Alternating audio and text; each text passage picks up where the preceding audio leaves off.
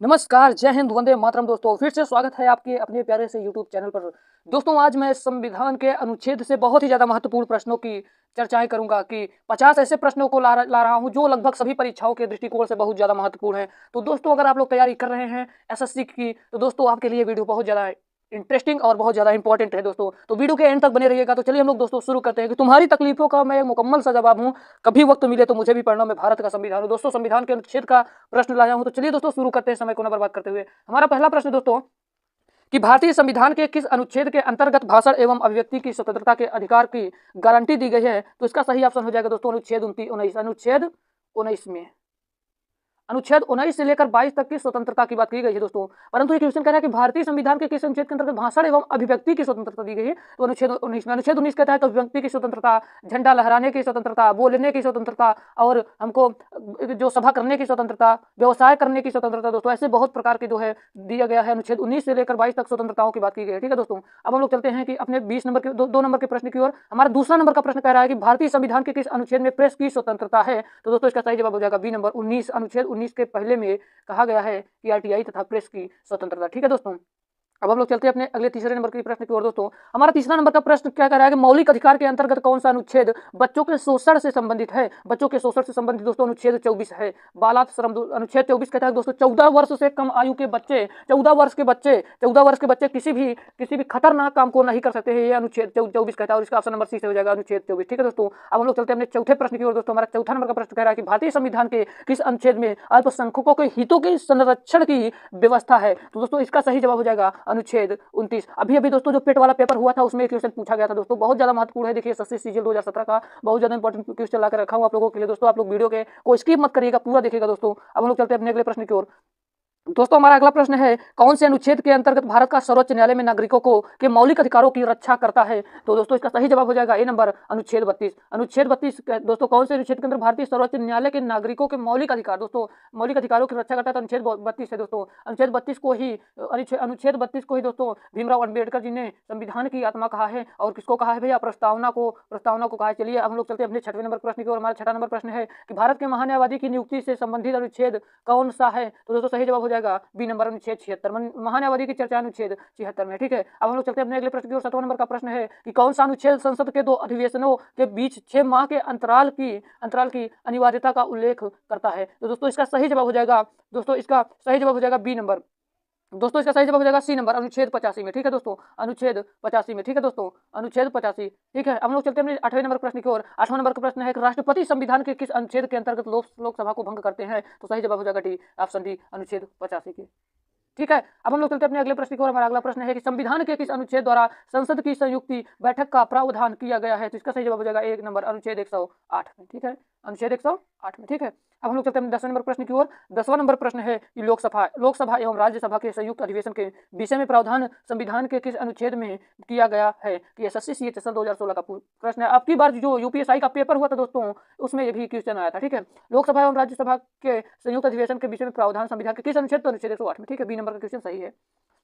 हम लोग चलते हैं अपने 11 नंबर प्रश्न की ओर। तो अगला प्रश्न है दोस्तों भारतीय संविधान के किस अनुच्छेद की नई अखिल भारतीय सेवा की स्थापना प्रावधान करता है? तो इसका सही जवाब हो जाएगा दोस्तों सी नंबर अनुच्छेद 312 प्रावधान करता है। दोस्तों कौन नई अखिल भारतीय सेवा की स्थापना प्रावधान 312 में बताया गया। ठीक है दोस्तों मैं आपको बता दूं कि अभी तक संविधान के 7 पार्ट वीडियो बन चुके हैं। अगर आप लोग इसको मेरा पहला वीडियो देख रहे हैं तो आप लोग जाइए और उसको जो 7 वीडियो है उसको देखकर जरूर है, क्योंकि उसमें बहुत ज्यादा महत्वपूर्ण क्वेश्चन की मैं चर्चा किया हूँ दोस्तों। और अनुच्छेद से जितने भी प्रश्न आएंगे बस आप इस वीडियो को देख लीजिए, लगभग सारे प्रश्न आपको क्लियर करा दे रहे हैं इस वीडियो में। कह रहा है 12 नंबर का प्रश्न कह रहा है कि संविधान के किस अनुच्छेद द्वारा लोक सेवाओं को संरक्षण प्रदान किया गया? तो अनुच्छेद 311। किसमें दोस्तों? अनुच्छेद 311 में। ठीक है, अब हम लोग चलते हैं अपने 13 नंबर का प्रश्न की ओर। आरआरबी एनटीपीसी का क्वेश्चन है 2016 की संविधान के किस अनुच्छेद द्वारा संघ और राज्यों के लिए लोक सेवा आयोग का प्रावधान किया गया? तो इसका सही जवाब हो जाएगा नंबर अनुच्छेद 315। अनुच्छेद 315। ठीक है दोस्तों, सही जवाब हो जाएगा। हम लोग चलते हैं अपने 14 नंबर के प्रश्न की ओर। दोस्तों 14 नंबर का प्रश्न है संघ लोक सेवा आयोग के कार्यों का उल्लेख किस अनुच्छेद में किया गया है? तो अनुच्छेद 320 में।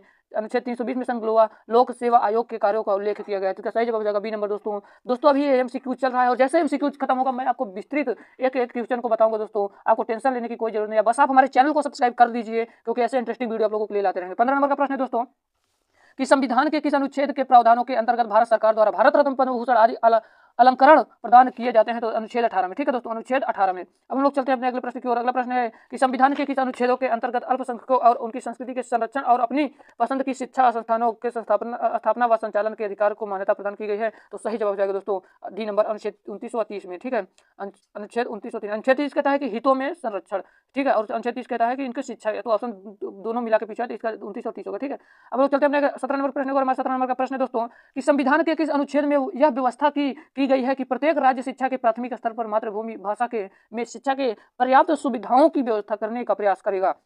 तो इसका सही जवाब हो जाएगा ए नंबर, अनुच्छेद 350, अनुच्छेद 350। ठीक है दोस्तों, अब हम लोग चलते हैं अपने अगले प्रश्न की ओर। कह रहा है कि नीति निर्देशक सिद्धांतों के निम्नलिखित में अनुच्छेदों में कौन सा अंतरराष्ट्रीय शांति और सुरक्षा के संवर्धन से संबंधित है? तो इसका सही जवाब हो जाएगा बी नंबर, अनुच्छेद 51, अनुच्छेद 51 में। ठीक है दोस्तों, अब हम लोग चलते हैं अपने अगले प्रश्न की ओर। दोस्तों अगला प्रश्न है, हमारा अगला प्रश्न कह रहा है कि भारतीय संविधान के किन अनुच्छेदों में राज्य के नीति निर्देशक तत्वों का उल्लेख है?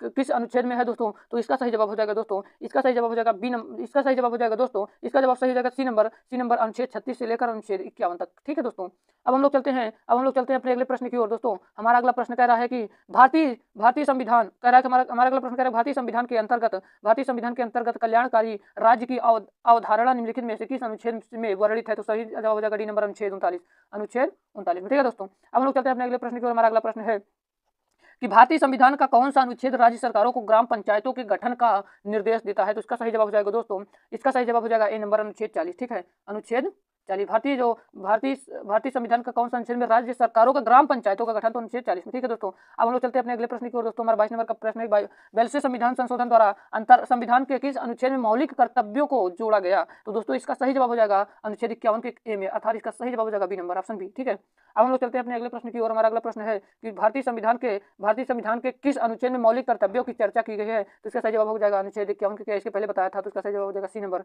24 नंबर का प्रश्न है, 24 नंबर का प्रश्न है कि भारत के संविधान के किस अनुच्छेद के अंतर्गत भारत के राष्ट्रपति पर महाभियोग चलाया जा सकता है? तो अनुच्छेद 61 में। ठीक है दोस्तों, अब हम लोग चलते हैं 25 नंबर के प्रश्न की ओर। हमारा 25 नंबर का प्रश्न है कि संविधान के किस अनुच्छेद में उपराष्ट्रपति पद का प्रावधान किया गया है?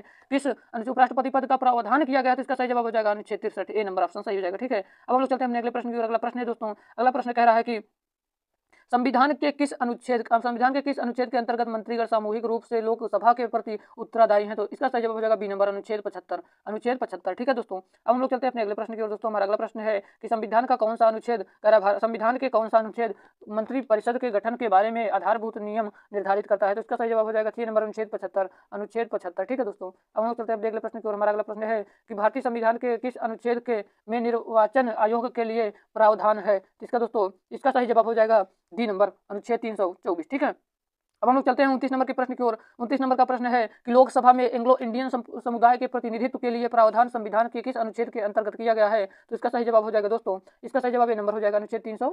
ठीक है, अनुच्छेद 331। ठीक है, अब हम लोग चलते हैं अपने अगले प्रश्न की ओर। हमारा 30 नंबर का प्रश्न है, कह रहा है कि अनुसूचित जातियों और अनुसूचित जनजातियों के लिए एक राष्ट्रीय आयोग गठित करने का प्रावधान संविधान के किस अनुच्छेद के अंतर्गत किया गया है? तो इसका सही जवाब हो जाएगा दोस्तों, इसका सही जवाब हो जाएगा बी नंबर, अनुच्छेद 338 एवं 338 के ए में। अब हम लोग चलते हैं अपने 31 नंबर के प्रश्न की ओर। 31 नंबर का प्रश्न है कि संविधान के किस अनुच्छेद के अंतर्गत हिंदी राज्यसभा का दर्जा प्रदान किया गया है? एसएससी सीएचएसएल का पूछा गया प्रश्न है दोस्तों, एसएससी सीएचएसएल का। इसका सही जवाब हो जाएगा सी नंबर, अनुच्छेद 343। ठीक है, अब हम लोग चलते हैं अपने अगले प्रश्न की ओर। कह रहा है कि किस अनुच्छेद में यह प्रावधान किया गया है कि संघ की राज्यसभा हिंदी तथा लिपि देवनागरी होगी? इसका सही जवाब हो जाएगा डी नंबर, अनुच्छेद 343। ठीक है, अनुच्छेद 343। अब हम लोग चलते हैं अपने अगले प्रश्न की ओर। कह रहा है कि संविधान के किस अनुच्छेद में हिंदी भाषा के विकास के लिए निर्देश दिया गया है? दोस्तों यूपीपीसीएस 2014 का पूछा गया प्रश्न है। कह रहा है कि संविधान के किस अनुच्छेद में हिंदी भाषा के विकास के लिए निर्देश दिया गया है? तो अनुच्छेद 343 वाला सही हो जाएगा, ऑप्शन नंबर ए। अब हम लोग चलते हैं अपने अगले प्रश्न की ओर। हमारा अगला प्रश्न है कि भारत के बाहरी आक्रमण अथवा सशस्त्र विद्रोह के कारण भारत के राष्ट्रपति द्वारा राष्ट्रीय आपातकाल की घोषणा किसके अंतर्गत की गई? इसका सही जवाब हो जाएगा ऑप्शन नंबर बी दोस्तों, अनुच्छेद 352। ठीक है, आपातकाल। दोस्तों 35 नंबर का प्रश्न कह रहा है कि संविधान के किस अनुच्छेद के तहत राज्यों के संवैधानिक तंत्र के विफल होने पर राष्ट्रपति शासन लागू किया जा सकता है? तो इसी नंबर से होगा अनुच्छेद 356। ठीक है दोस्तों, आईएसपी के 1997 का क्वेश्चन है।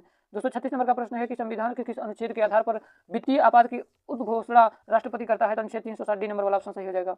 हमारा 37 नंबर का प्रश्न है दोस्तों कि संविधान सभा द्वारा अंतिम रूप से पारित संविधान में कुल कितने अनुच्छेद तथा अनुसूचियां हैं? तो दोस्तों इसका सही जवाब हो जाएगा 395 अनुच्छेद और 8 अनुसूचियां हैं। ठीक है, अब हम लोग चलते हैं अपने अगले प्रश्न की ओर। दोस्तों हमारा अगला प्रश्न है कह रहा है कि वर्तमान समय में भारतीय संविधान में गणना की दृष्टि से कुल कितने अनुच्छेद तथा अनुसूचियां हैं। तो सही जवाब हो जाएगा दोस्तों 448 अनुच्छेद और 12 अनुसूची वर्तमान समय में दोस्तों, ठीक है।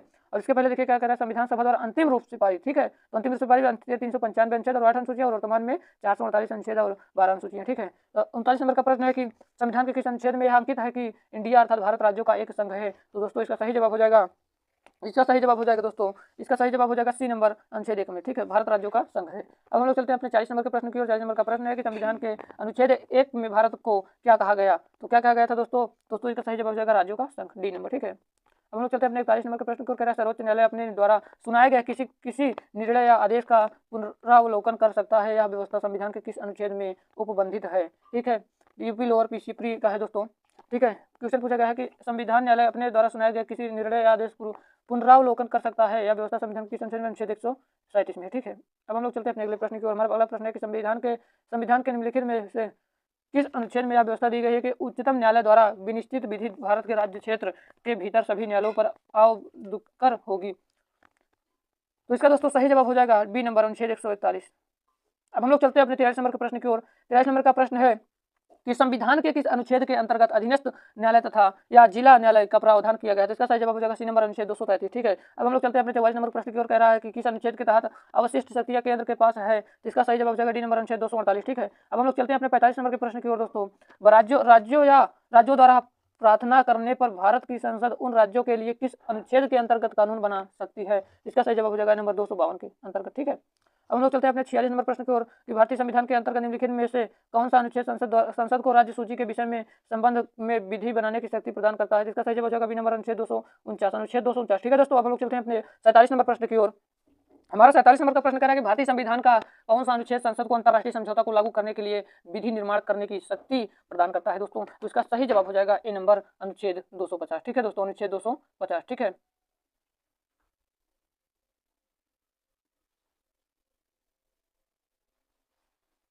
दोस्तों इसका सही जवाब हो जाएगा अनुच्छेद 253, ठीक है, अनुच्छेद 253।